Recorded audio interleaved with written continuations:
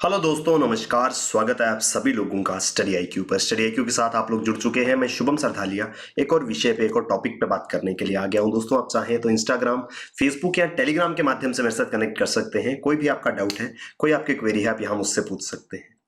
जिस विषय पे हम बात करने वाले हैं वो एक नया सूचकांक, एक इंडेक्स जो है वो जारी हुआ है, जिसका नाम है एग्रीकल्चर ओरिएंटेशन इंडेक्स। नाम से समझ आता है इंडेक्स जो है वो एग्रीकल्चर से रिलेटेड है। तो विस्तार से इस इंडेक्स के बारे में चर्चा करेंगे। क्या है ये इंडेक्स, कौन इस इंडेक्स को जारी करता है, किस तरीके से इस इंडेक्स से एग्रीकल्चर जो है उसको इवेल्युएट किया जा सकता है, इन सभी बातों को विस्तार से यहाँ हम चर्चा करेंगे।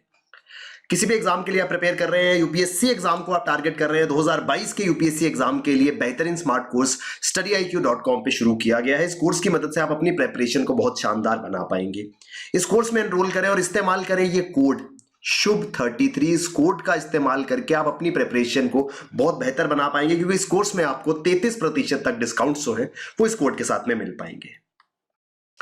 अगर हम टॉपिक की बात करें तो हम एग्रीकल्चर ओरिएंटेशन इंडेक्स की बात कर रहे हैं। और क्यों बात कर रहे हैं, कुछ ही समय पहले, almost a month ago, union budget जो है वो आया था, जिसमें एग्रीकल्चर सेक्टर जो है उस पे जो एलोकेशन होता है हर साल बजट में, अलग अलग क्षेत्रों को, अलग अलग सेक्टर्स को जो बजट एलोकेट किया जाता है, यानी कि जो वित्तीय कोष, जो बजटरी एलोकेशंस होती हैं, यानी कि आसान भाषा में समझे तो कितना पैसा किस पर्टिकुलर सेक्टर को जाएगा, उसमें एग्रीकल्चर सेक्टर में बजटरी एलोकेशन जो है उसमें इंक्रीज देखा गया है।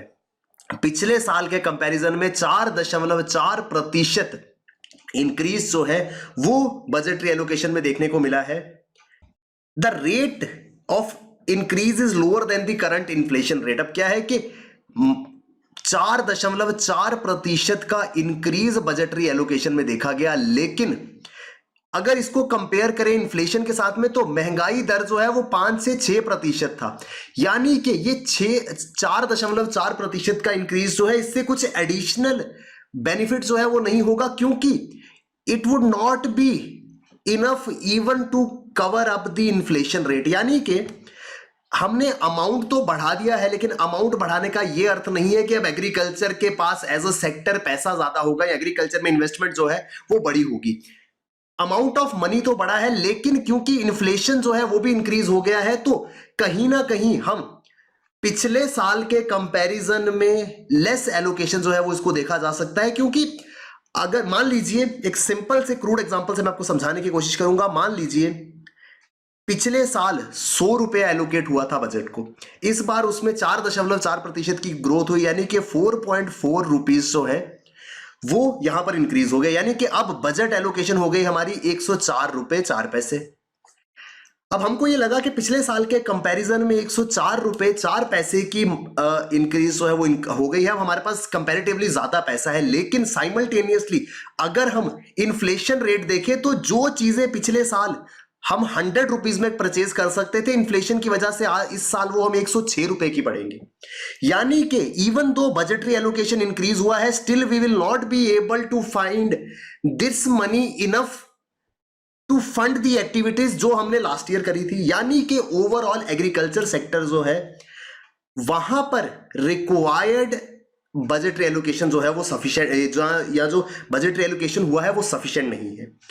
इसके बारे में हम बात करेंगे, क्योंकि ये जो एग्रीकल्चर ओरिएंटेशन इंडेक्स है ये ओवरऑल इसी विषय पे बात करेगा कि किस तरीके से एग्रीकल्चर सेक्टर में ग्रोथ जो है वो हो सकती है।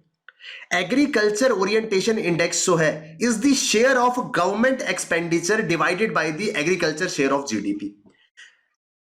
यानी कि सरकार का टोटल एग्रीकल्चरल एक्सपेंडिचर कितना हुआ है divided by percentage of GDP agriculture की। यानी कि सरकार टोटल, मान लीजिए अगर टोटल सरकार 100 रुपए एग्रीकल्चर पे खर्च कर रही है और कितने परसेंट शेयर जो है वो जीडीपी का एग्रीकल्चर हारा, इन दोनों को आपस में डिवाइड किया जाता है। आगे मैं आपको फॉर्मूला के साथ में समझाऊंगा, आपको डिटेल में समझ आएगा। अभी के लिए इतना समझ लीजिए कि ये एक रेशो है गवर्नमेंट के एक्सपेंडिचर का, गवर्नमेंट कितना खर्च एग्रीकल्चर के ऊपर कर रही है कि विद रिस्पेक्ट टू एग्रीकल्चर जो है वो जीडीपी में कितना कंट्रीब्यूट कर रहा है। जब हम एग्रीकल्चर की बात करते हैं तो ध्यान रखिएगा, यहां पे एग्रीकल्चर में जो फील्ड वर्क है वो आएगा, फॉरेस्ट्री आएगी, फिशिंग आएगी, हंटिंग सेक्टर, यानी कि एग्रीकल्चर और एलाइड सेक्टर्स जो है वो सारे के सारे इसके अंतर्गत इंक्लूड किए जाएंगे। तो देश के अंदर एग्रीकल्चर की स्थिति को सुधारने के लिए ओरिएंटेशन इंडेक्स जो है वो इंपॉर्टेंट हो जाता है। Food and Agricultural Organization of United States, सबसे इंपॉर्टेंट चीज है जब इस तरीके का कोई इंडेक्स आता है जैसे एग्रीकल्चर ओरिएंटेशन इंडेक्स है, तो इससे रिलेटेड सबसे इंपॉर्टेंट सवाल ये होगा कि ये एग्रीकल्चर ओरिएंटेशन इंडेक्स पब्लिश कौन करता है। तो याद रखना है यूनाइटेड नेशंस के फूड एंड एग्रीकल्चरल ऑर्गेनाइजेशन के द्वारा ये इंडेक्स जो है वो जारी किया जाता है। और फूड एंड एग्रीकल्चर ऑर्गेनाइजेशन की ही एक रिपोर्ट ने यह बताया था कि 2001 से लेकर के 2019 तक 18 सालों का अगर हम डेटा देखें तो ग्लोबली भारत जो है is among the top 10 countries in terms of government spending on agriculture. अब चीजों को लिंक करने की कोशिश कीजिए। हमने बात शुरू करी थी पहले बजटरी एलोकेशन से, यानी कि गवर्नमेंट कितना स्पेंड कर रही है एग्रीकल्चर पे, और ये जो एग्रीकल्चर ओरिएंटेशन इंडेक्स है ये भी उसी चीज को इवैल्यूएट करता है कि सरकार ने एग्रीकल्चर के ऊपर कितना टोटल एक्सपेंडिचर किया और एग्रीकल्चर जो है वो जीडीपी में कितना कंट्रीब्यूट कर रहा है। यूनाइटेड नेशंस में फूड एंड एग्रीकल्चर ऑर्गेनाइजेशन की एक रिपोर्ट थी जिसने बताया था कि पिछले 18 सालों में 2001 से लेकर के 2019 तक टॉप 10 देश दुनिया के जिन्होंने एग्रीकल्चर में सबसे ज्यादा स्पेंडिंग करी है उसमें भारत भी आता है, यानी कि कहीं ना कहीं हम एग्रीकल्चर में काफी बड़ा अमाउंट जो है वो स्पेंड कर रहे थे। Agriculture constituting a share of around 7.3% of its total government expenditure, यानी कि सरकार का टोटल गवर्नमेंट एक्सपेंडिचर कितना है, जिसमें सैलरीज आती है, जिसमें सब्सिडीज है, जिसमें गवर्नमेंट स्कीम्स के लिए पैसा है, जिसमें देश के डिफेंस के लिए परचेजेस की जाती है, हर एक खर्चा जो सरकार कर रही है उस टोटल अमाउंट का 7.3% जो है वो एग्रीकल्चर में जा रहा है। यानी कि हम अपने टोटल एक्सपेंडिचर का एक बड़ा हिस्सा एग्रीकल्चर में पुट कर रहे हैं, जिस वजह से इंडिया जो है वो ग्लोबली टॉप 10 नेशंस में आता है जो एग्रीकल्चर के ऊपर खर्चा करते हैं। लेकिन क्या ये काफी है? जब हम इसको कंपेयर करते हैं कुछ और कंट्रीज के साथ में, यहां पर अगर हम लो इनकम कंट्रीज को भी कंपेयर करें तो ये प्रोपोर्शन जो है वो बहुत कम है। ओवरऑल हम पैसा तो स्पेंड कर रहे हैं लेकिन we are just spending approximately 7% of our total expenditure. सरकार जो कुल खर्चा करती है उसका 7% हम एग्रीकल्चर पे स्पेंड कर रहे हैं, जबकि लो इनकम कंट्रीज मालावी है, माली है, भूटान है, नेपाल है, ये सारे के सारे देश ऐसे हैं जो लो इनकम कंट्रीज में आते हैं लेकिन they are spending way more than what India is spending. Mali जो है वो अपने टोटल एक्सपेंडिचर का 12.4% स्पेंड कर रहा है, भूटान जो है वो 12% कर रहा है, नेपाल 8% कर रहा है। यानी कि इवन दो हम अपने एक्सपेंडिचर का एक बड़ा हिस्सा जो है वो इस पे स्पेंड कर रहे हैं, स्टिल हम बहुत सारी लो इनकम कंट्रीज से जब कंपेयर किया जाता है, देखिए टू बी प्रिसाइज यहां पर कंपैरिजन जो है ये अमाउंट में नहीं होगा। अनडाउटेडली भारत में टोटल एक्सपेंडिचर का 7% जो है that would be way more than what Mali is spending. Mali बेशक अपनी टोटल एक्सपेंडिचर का 12.4% भी स्पेंड करता है लेकिन वो भारत के 7% से बहुत कम होगा, क्योंकि टोटल एक्सपेंडिचर इतना ज्यादा नहीं है, क्योंकि ये लो इनकम कंट्रीज है, छोटे देश है। लेकिन जब बात आती है कंपैरिजन की तो भारत क्योंकि एक बड़ा देश है, जितनी हमें एक्सपेंडिचर करना चाहिए अपने टोटल एक्सपेंडिचर के रेशो में हम उतना नहीं कर पा रहे हैं। इसको ऐसे समझते हैं कि हम बात करते हैं डोनेट करना है 1 लाख रुपए का अमाउंट, या डोनेट भी नहीं करना है, हमने स्पेंड करना है एग्रीकल्चर में 1 लाख रुपीज का अमाउंट। अब सुनने में 1 लाख रुपए जो है वो बहुत बड़ी रकम लगती है। अब कंपैरिजन ए और बी का है। ए की इनकम जो है या ए जो मंथली स्पेंडिंग कर रहा है दैट इज 10 लाख रुपीज, यानी कि वो अपनी टोटल स्पेंडिंग का 10% हिस्सा जो है वो स्पेंड कर रहा है। वेयर एज बी जो है ये मंथली स्पेंड करता है 1 करोड़ रुपीज, यानी कि बी जो है वो अपनी टोटल एक्सपेंडिचर का 1% हिस्सा स्पेंड कर रहा है। अब इवन दो 10% नंबर जो है वो ज्यादा था लेकिन टोटल अमाउंट 10 लाख था, वेयर एज बी के केस में ये टोटल अमाउंट जो है वो 1 करोड़ है, जिस वजह से बी अपना 1% स्पेंड कर रहा है। यही चीज यहां पर हो रही है। जो लो इनकम कंट्रीज है वो अपने टोटल एक्सपेंडिचर का, जैसे नेपाल है तो 12% स्पेंड कर रहा है, वेयर एज इंडिया ओनली 7% कर रहा है। अगर नेपाल अपने इनकम का 12% कर सकता है तो India should also spend a higher amount, अगर बी की हम बात करें, ए यहां पर अगर अपने एक्सपेंडिचर का 10% खर्च कर रहा है तो बी को भी कम से कम अगर 10% खर्च करेगा तो 10 लाख रुपए का एक्सपेंडिचर जो है वो एग्रीकल्चर पे होगा। थोड़ा सा ट्रिकी है, आई होप आपको समझ में आया होगा कि किस तरीके से हम इवेल्युएट कर रहे हैं कि हमारा टोटल एक्सपेंडिचर एग्रीकल्चर पे कितना हो रहा है। यही चीज को कैलकुलेट करता है ये agriculture orientation index. Agriculture orientation index का फॉर्मूला क्या कहता है?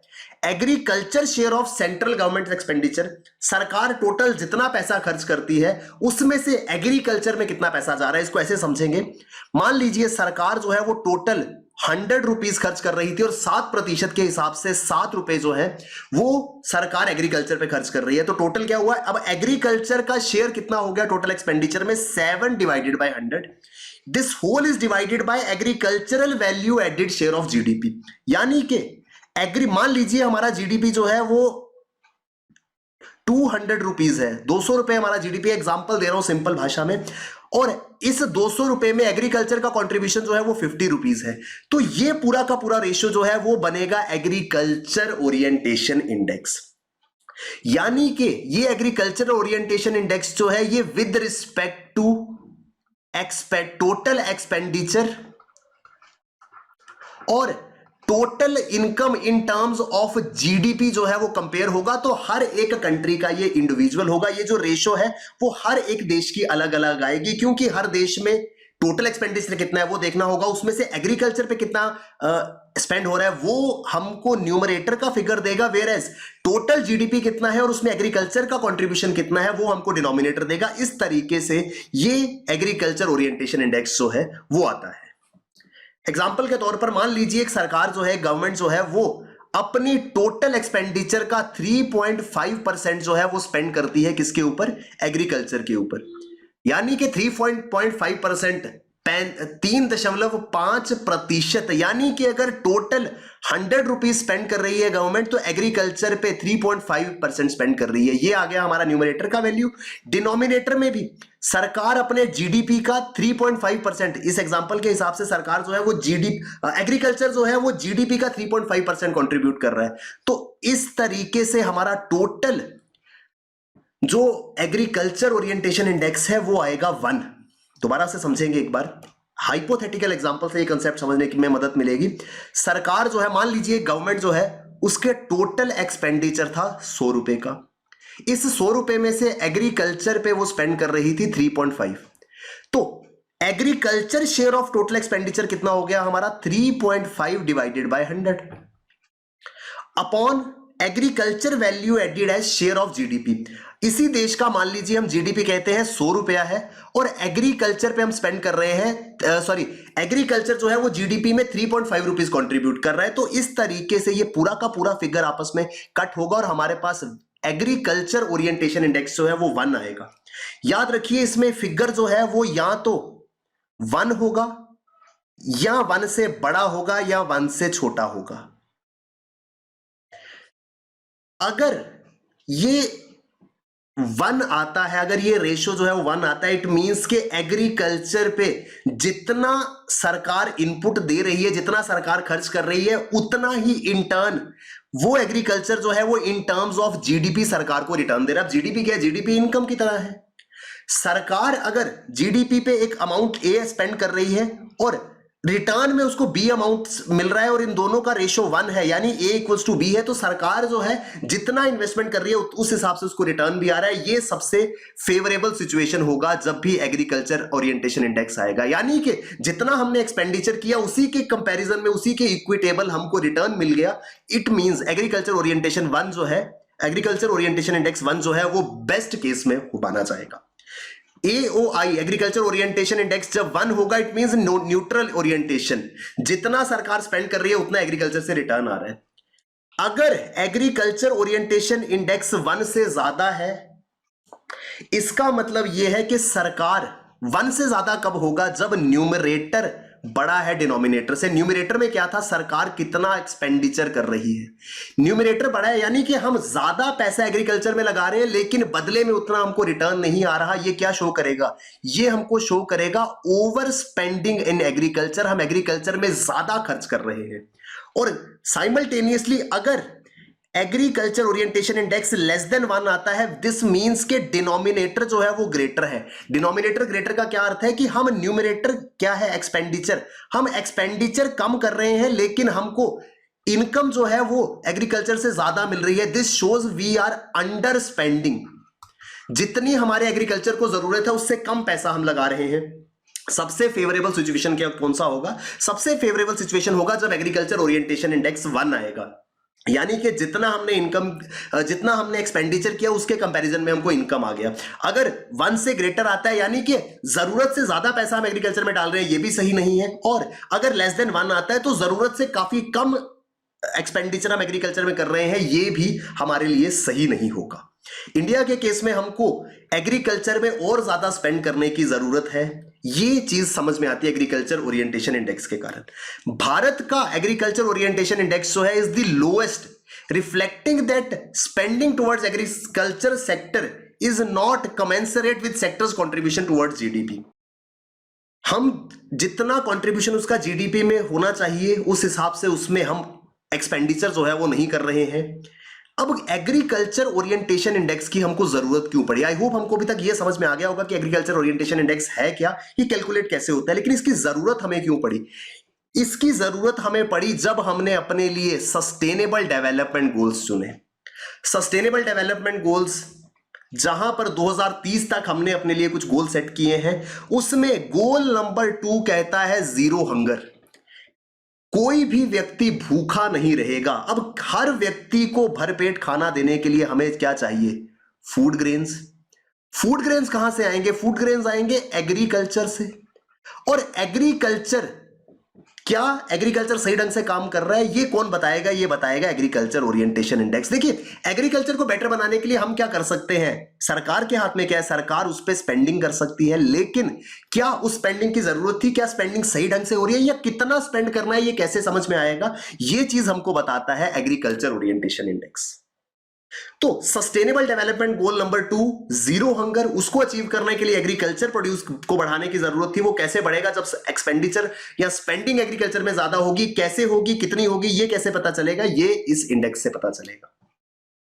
सस्टेनेबल डेवलपमेंट गोल नंबर 2 जो है वो कहता है रूरल सेक्टर में इन्वेस्टमेंट इंक्रीज होनी चाहिए, रूरल इंफ्रास्ट्रक्चर बेहतर होना चाहिए, एग्रीकल्चर रिसर्च और एक्सटेंशन सर्विसेज को बढ़ावा मिलना चाहिए, एग्रीकल्चर में नए नए शोध किए जाने चाहिए, कृषि अनुसंधान होना चाहिए, नए रिसर्च से नई नई चीजें सामने आएंगी और इससे एग्रीकल्चर को, किसान को लाभ मिलेगा।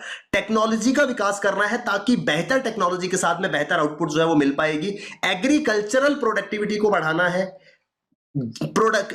पॉवर्टी को इरेडिकेट करना है और मिडिल और लो इनकम कंट्रीज में गरीबी जो है उसको दूर करना है। ये कैसे होगा? इसके लिए बेसिक सोर्स जो है एग्रीकल्चर है। सिंपलेस्ट ऑक्यूपेशन, सिंपलेस्ट इस टर्म में नहीं है कि करना बहुत आसान है, क्योंकि हमारे पास हर जगह एम्पल अमाउंट ऑफ लैंड जो है वो मौजूद है, most easily available resource land है, तो उस पे काम करके एग्रीकल्चर से हम इनकम जो है वो जनरेट कर सकते हैं। इस वजह से I am calling it a simple occupational source, क्योंकि हमारे पास रिसोर्सेज इजीली अवेलेबल है। ये उद्देश्य है सस्टेनेबल डेवलपमेंट गोल 2 का, एग्रीकल्चर की आउटपुट को इंक्रीज करना। अब भारत जो है वो इस इंडेक्स में काफी नीचे जो है वो आता है। It holds only 38th rank in the world. The ranking reflects that spending towards agriculture sector is not enough with sectors contribution towards GDP. अब यहां पर एक चीज की जरूरत थी कि हमको स्पेंडिंग जो है वो इंक्रीज करनी थी, हमको ज्यादा खर्च जो है वो एग्रीकल्चर पे करना था, लेकिन किस तरीके से? अब आपके मन में ये सवाल आएगा कि सर ऑलरेडी सरकार जो है वो काफी सारे स्कीम जो है वो किसानों के लिए एग्रीकल्चर सेक्टर में लेकर के आ रही है। आपने सुना होगा पीएम किसान सम्मान निधि, पीएम किसान स्कीम जिसको कहा जाता है। 2019 में इस स्कीम को शुरू किया गया था। इस स्कीम का उद्देश्य क्या था? प्रति माह 500 रुपए की फाइनेंशियल असिस्टेंस हम प्रोवाइड कर रहे हैं फार्मर को, किसान को 500 रुपए महीना हम किसान को दे रहे हैं।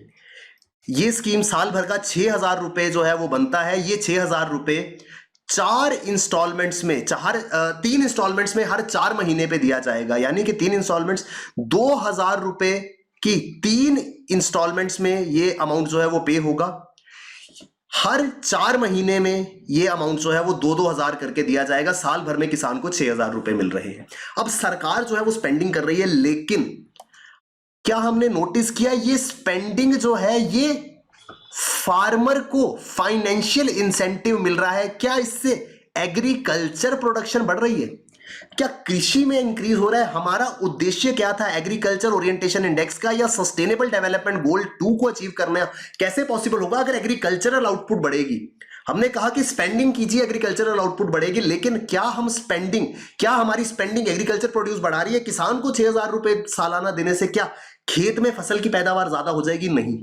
साइमल्टेनियसली एक और स्कीम जो है जहां पर किसान फसल बीमा योजना जिसको कहा जाता है, जिसमें किसान को क्रॉप इंश्योरेंस दिया जाता है कि अगर फसल खराब हो जाती है तो सरकार आपकी मदद करेगी। अगेन यहां पर भी जो फाइनेंशियल असिस्टेंस है वो फार्मर को दी जा रही है। इससे एग्रीकल्चरल प्रोड्यूस पे कोई इंपैक्ट नहीं होगा। ऐसा नहीं है कि पहले इंश्योरेंस नहीं थी तो फसल से जो है वो आउटपुट कम दे रही थी और इंश्योरेंस होने के बाद एकदम से आउटपुट बढ़ गई। यहां पर पीएम किसान सम्मान निधि के तहत जब सरकार ने किसान को 6,000 रुपए सालाना दिए तो उसकी फसल की पैदावार बढ़ गई। हमको एक बेसिक डिफरेंस को समझने की जरूरत है। एग्रीकल्चर ओरिएंटेशन इंडेक्स कहता है कि हमको एग्रीकल्चर के प्रोड्यूस को इंक्रीज करने में मदद करनी है।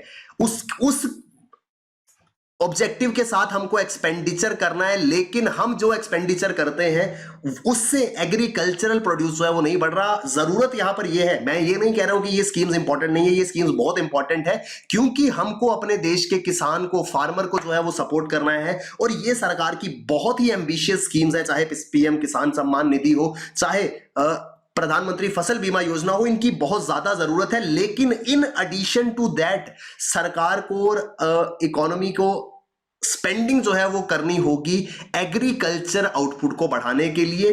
भारत अनडाउटेडली एक एग्रेरियन इकोनॉमी है, कृषि प्रधान देश है, लेकिन फिर भी एग्रीकल्चर सेक्टर के ऊपर जो लाइवलीहुड है वो काफी ज्यादा है। स्टिल ये जो लोग डायरेक्टली एग्रीकल्चर से रिलेटेड है उनका इनकम जो है या उनकी लाइवलीहुड जो है वो इतनी सस्टेनेबल नहीं है, जिस वजह से हमें फार्मर सुसाइड जैसी प्रॉब्लम से जूझना पड़ रहा है। हमको इनके लिए एक बेहतर इकोसिस्टम तैयार करना होगा। जो कैसे होगा? सिंपलेस्ट वे है, इनकी आउटपुट अगर इंक्रीज होती है, फसल की ज्यादा पैदावार होगी, उसको बेच करके किसान के पास एक्स्ट्रा इनकम जो है वो आएगी।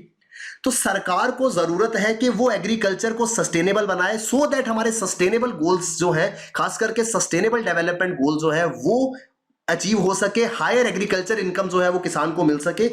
इसके लिए अब ये चीजें समझ में आ रही है कि हाँ हमको ये चीजें अचीव करनी है, लेकिन वो अचीव होंगी कैसे? इसको अचीव करने के लिए सबसे पहले इरिगेशन फैसिलिटीज पे स्पेंड करना है। हम जैसे जैसे इन फैसिलिटीज पे एक्सपेंड करेंगे, इससे प्रोड्यूस जो है, आउटपुट जो है वो इंक्रीज होगी। इरिगेशन फैसिलिटीज बेहतर करनी है, नेशनल हाईवेज, ताकि किसान इजीली अपने प्रोड्यूस को ट्रांसपोर्ट कर सके। रूरल इंफ्रास्ट्रक्चर, ग्रामीण क्षेत्रों में सड़कें हो, बिजली मिले, ताकि किसान इन सड़कों का इस्तेमाल करके अपना प्रोड्यूस उसको ट्रांसपोर्ट कर सके। बिजली से की मदद से वो इरिगेशन प्रॉपर कर सके, रूरल ट्रांसपोर्टेशन फैसिलिटी हो, एग्रीकल्चरल मार्केट्स में इंक्रीज हो जहां पर किसान जाकर के अपने प्रोड्यूस को बेच सके। अगर हमारी स्पेंडिंग इस दिशा में होती है कि हम एग्रीकल्चरल प्रोड्यूस को बढ़ाने वाले पैरामीटर्स पे काम कर रहे हैं, उस केस में हमारा एग्रीकल्चर आउटपुट इंडेक्स जो है वो बेहतर होगा। ये उद्देश्य है पूरा का पूरा एग्रीकल्चर ओरिएंटेशन इंडेक्स का। आई होप हमको विस्तार से समझ में आया होगा। थोड़ा सा ट्रिकी है, इसको डीपली समझना जो है वो इंपॉर्टेंट हो जाता है, क्योंकि बजट के अंदर इसके बारे में बात की गई थी। आई होप हमको विस्तार से ये पूरा का पूरा आर्टिकल समझ में आया होगा। दोस्तों, किसी भी एग्जाम के लिए आप प्रिपेयर कर रहे हैं, चाहे बैंकिंग है, यूपीएससी एग्जाम है, जुडिशरी, इन सभी के लिए बेहतरीन स्मार्ट कोर्सेज आपको StudyIQ.com पे मिलेंगे। इन कोर्सेज में आप एनरोल करते हैं, ये कोड शुभ 33 का इस्तेमाल कीजिए। इस कोड की मदद से आप बेहतरीन डिस्काउंट जो है वो प्राप्त कर पाएंगे। 33% तक के डिस्काउंट्स आपको मिलेंगे और आप अपने एग्जाम प्रिपरेशन बहुत अच्छे से कर पाएंगे। Thank you very much, all the best, keep working hard, bye bye, take care, जय हिंद।